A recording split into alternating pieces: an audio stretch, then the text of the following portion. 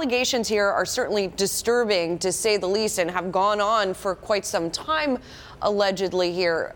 I mean, obviously Las Vegas has a certain reputation, but in this day and age, or in any day and age, really, this behavior isn't acceptable. I'm curious what the sort of reception or reaction has been, both from Wynn himself, but also from the casino community, for lack of a better term.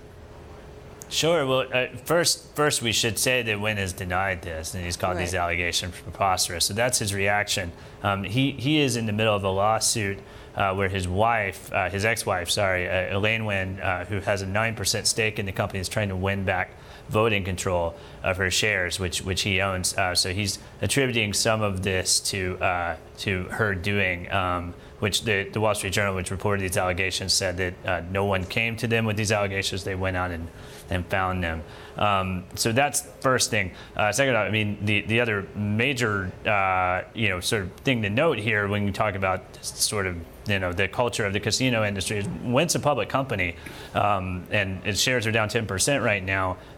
You can say what you will about how a casino magnate ought to behave, but the CEO of a public company is quite a different matter. Right, and in the accusations of what he did, he sexually harassed numerous women over many years, but at one point he paid $7.5 million to settle claims by one specific former manicurist. So there is some evidence of some kind of negotiation and settlement. What is Wynn saying about that?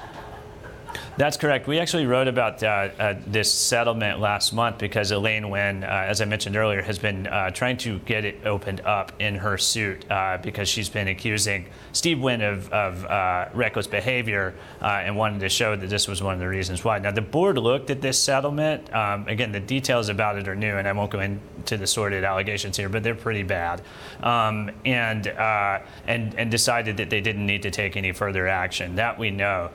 So you have to now wonder, now given these other allegations, whether the board knew about any others or whether they looked into it in the first place. I mean, even those allegations alone within that settlement, as reported by the Journal, are disturbing enough. What is Wynn Resorts without Steve Wynn, Crayton? I mean, is there a Wynn Resorts without Steve Wynn? It's interesting. He is so highly associated with these properties. Obviously, his name's on the building.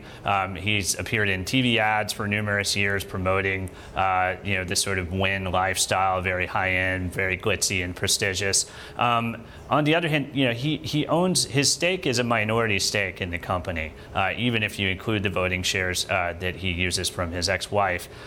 So technically, there's not really any reason that he needs to be chairman and CEO, as best I can tell.